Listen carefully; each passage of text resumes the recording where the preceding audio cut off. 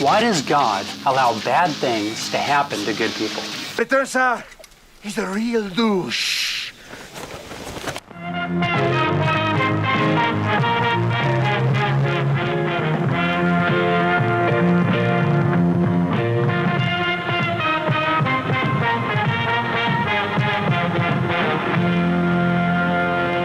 Welcome back everyone to Bridge the Divide, where I examine irrational beliefs, the irrational behaviors that often follow, and how we, with education, rationality, and reason, can bridge the societal divides that they create. Today, we're going to take a look at a video from evangelist Mark Spence that he dropped over on Ray Banana Hands Comfort's channel, Living Waters. Now, for those not familiar with Mark, he's the senior vice president of Living Waters, and is the producer of a whole host of Christian propaganda films such as Evolution vs. God and Atheist Delusion. He's also the dean of the School of Biblical Evangelism, which is just one of many selections from the moldering cornucopia of online religious indoctrination programs. He's also courted his fair share of criticism and controversy for his misogynistic and anti-LGBTQ positions, but to be fair, that's really just par for the course in this era of rabid Christian nationalism. Now, in this video, Mark claims that while they won't admit it, atheists, just like theists, also live by faith. But given how easy it is to use a sort of colloquial version of faith and conflate it with other things, I'm curious to see exactly how Mark Spence tries to back up that claim. Let's dive in.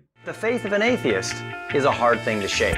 You know, I've often wondered what a Living Waters video would look like if the minds behind them didn't try and exploit their relationship with Christian fundamentalist celebrity Kirk Cameron every opportunity they got. But to address what Kirk is saying here, it's not actually faith that he's talking about. When you break it down to what it's actually saying, faith is just the term that is used to refer to when a belief is held without rational justification. Ultimately, it's a personal position predicated purely on emotion. What Cameron is dishonestly referring to here is confidence, which is evidence-based.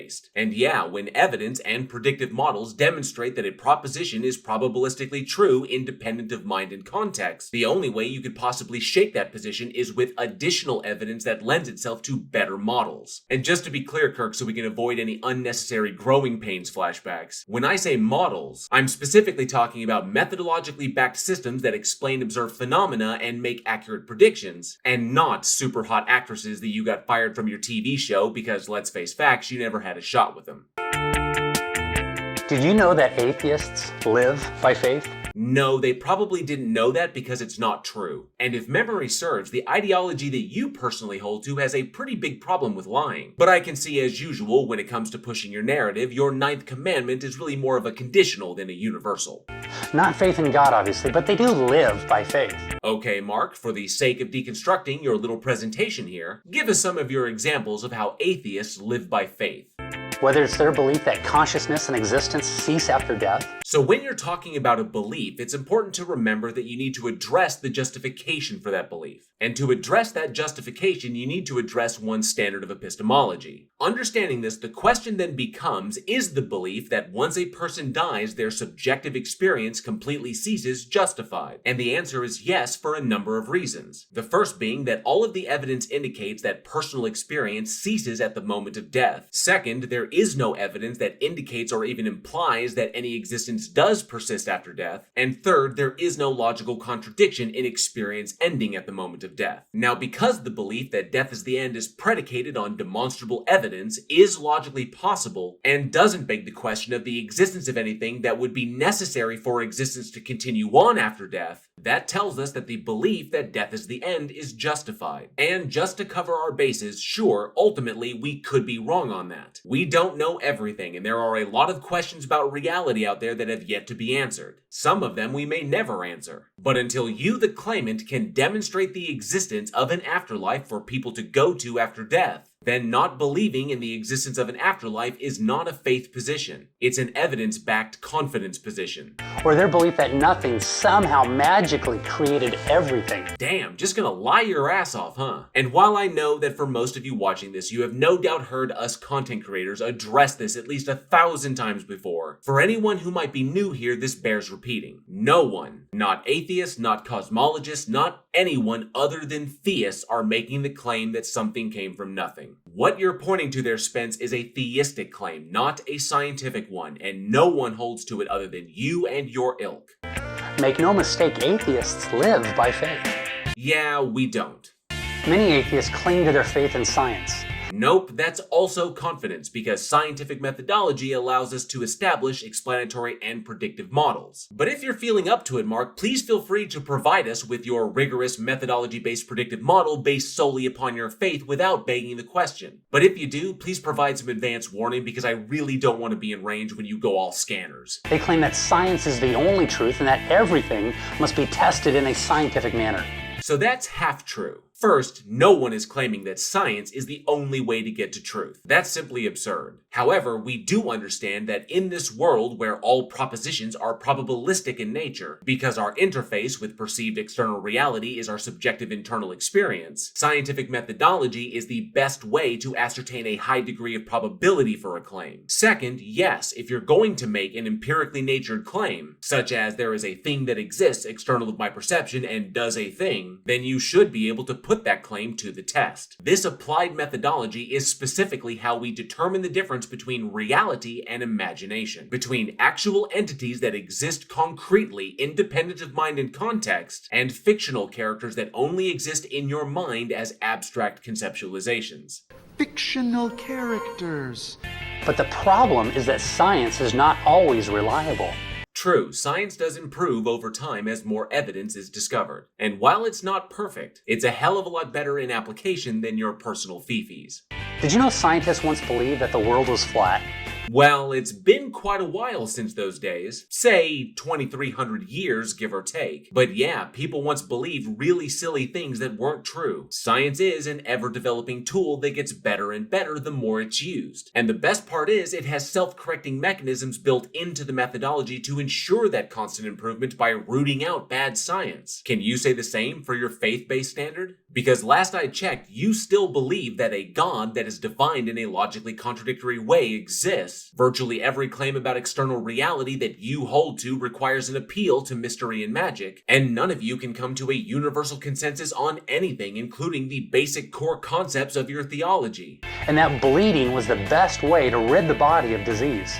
I've always found it super weird that creationist grifters are constantly attacking ancient thinking and severely outdated information to push their narratives. You do realize that these various fields in question, through an application of the methodology, recognized when they were wrong and then corrected it, right? Do y'all have some kind of allergy to actually talking about the advancements in modern science? Because all you really accomplish by pointing out incorrect scientific conclusions in the past that have long since been corrected is demonstrate how unwilling you are to change your position in the face of evidence that demonstrates how your claims and beliefs are wrong and irrational. Sometimes science is wrong. Yep, and that possibility is taken into account. That's why science doesn't make absolute claims about reality, and exhaustive evidence-based explanations are called scientific theories. Honestly, Mark, this is rudimentary high school stuff. The word science simply means knowledge, and unfortunately, man's knowledge isn't always correct. It's also irrelevant to the point you're trying to make here. So far, your entire presentation has been nothing more than anti-intellectualism propaganda. Do you have anything substantive to back up your claim? You know, like evidence? When it comes to the knowledge of God, how would a scientist expect to perform a lab test on the one who measures the universe within the span of his hand? Oh, spooky. Nonsense religious hyperbole aside, you're completely missing the point. Likely because you refuse to see it for what it is. We are not the ones making the claim that we know this thing exists. You are. Thus, the burden of proof is on you, the claimant, to demonstrate how you know that. And until you're able to demonstrate that this entity in fact has the first-order property of existence independent of mind and context, then it will always be irrational to beg the question of its existence to do the thing you think it does. To be bluntly honest, we really don't care how you define your particular God or what frilly silly attributes you happen to give it. While the statements you make about the God can be addressed on their own merits, what's really important is the claim of existence. And per the theistic worldview, if you are claiming that this thing exists and it interacts directly with the world, then there should be something there to detect that would allow us to differentiate between its actions and any non-God phenomena. But if your God's interactions are completely indistinguishable from what we observe to be natural unguided forces, then you're going to have a serious hill to climb to demonstrate that your belief is rational. So until then, we'll stick with the evidence and not wantonly commit logical fallacies. How would you measure the immeasurable, contain the uncontainable, or somehow fit your creator into a test tube?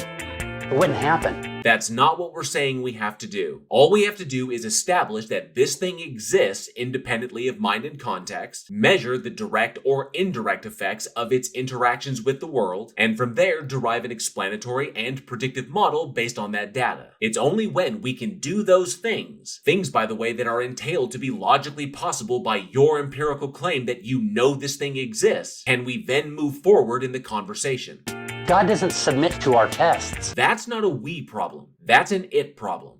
It's us who must submit to Him. Well, that of course would assume it was worthy of that submission. My moral intuitions will never abide by what I subjectively determine to be the immorality of a might makes right system. And if your God exists and wants my submission, well, let's just say that's a long, hard conversation that so far your God seems to want no part of. As Christians, it's not our job to convince anyone that God exists. That's kind of weird, because by that statement, why would you ever expect anyone to rationally believe that your theistic worldview is correct if you can't demonstrate the existence of the very thing your theistic worldview is predicated on? It's almost like you know that accepting your worldview is irrational, and that's why you're constantly pushing willful irrationality and intellectual dishonesty as though they were virtues. Romans 1:20 says that everyone knows that God exists. Yes, your cult manual says a thing that affirms the beliefs of the members of your cult. But back in reality, you don't have special psychic access to my mind, no matter what an ancient collection of mythological tales tells you. And it is the height of arrogance to think and operate as though you do. The atheist is quick to preach, there is no evidence for the existence of God, period. That's because there isn't. And yes, many will argue that you could just state that better and say that there is no good evidence for your God, or that there is insufficient evidence to conclude a God exists. But for our purposes here, yeah, there is no evidence for any God or gods. In fact, if you really want to get in the dirt with it, technically because your particular God is defined as possessing attributes that alone entail paradoxes, and in conjunction with one another entail logical contradictions, we do know that that thing does not exist because it cannot exist. Since an atheist presupposes there is no God, yet another lie told solely to drag atheists down to the theist level. No, we do not presuppose that a God doesn't exist like some negaverse opposite of you presupposing that a God does exist. If any God were ever demonstrated to exist, that would just be one more thing to heap on the pile of stuff to be explained. However, there is no evidence to indicate that there is one, and there is no rational reason to hold to an unfalsifiable hypothesis. So it's not presupposed that there is no God. It's that we just can't do anything with the God hypothesis because it doesn't give us any new information and it doesn't explain anything. So we set that proposition on the pile of unfalsifiable claims and we work with what we can demonstrate that we have access to. And if it ever happens to be that we find a use for that God hypothesis, we will pull it back out of the pile and re-examine it. No amount of evidence will pull him away from his blind faith in naturalism. Please feel free to demonstrate that you have access to anything other than the natural world to back up your implication there. For example, if I were to have a videotape of God coming down from heaven, the atheist would say it was a special effect. Well, are you assuming that we couldn't rule out that logical possibility? And if we can't, if we just accepted that it was, wouldn't that be irrational? Concluding something despite not having the evidence to support that conclusion? It seems to me that the real problem you have here is not with atheists. It's with intellectual honesty. If I had 1,000 eyewitnesses saying that they saw him, they would say it was mass hysteria. Again, can you eliminate that logically possible and highly probable scenario? And if you can't, how could you rationally expect anyone to simply accept the less probable outcome? It seems like you guys really don't understand how critical thinking works.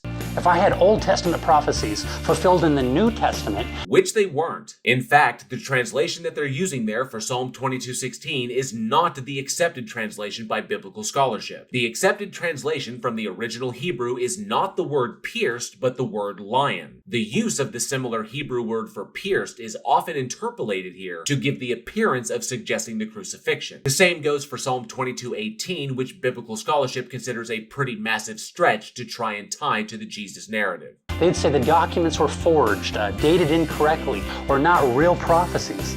Some of them are forged. And many of them don't even have firmly established dates, so the dates that are used are approximations based on other standards. And many of those things that you call prophecies aren't actually prophecies. But do you know how we found out which ones were forged? Or how we established those approximate dates that you hold to as though they were facts? Or how we figured out that all of those things that you hold to as prophecies are really just fallacies of post-diction? Yes, science! You see, a skeptic isn't looking for evidence in an open-minded way. Again, that's a lie. One of the foundations of skepticism is to always be looking for new evidence. Why the hell do you think I hold monthly stages where I have these conversations? What you don't like is that skepticism reveals the irrationality of your position. Once again, your problem isn't with atheists. It's with intellectual honesty and critical thinking. Their minds are closed to God and closed to the truth of God's word. They aren't. This is just more dishonest religious propaganda based on the idea that one must first believe before they can find evidence for that belief, which, taken to its logical conclusion, is just a rejection of critical thought and an acceptance of confirmation bias. So instead of convincing atheists of that which they already know, any reason to not have to deal with us, huh?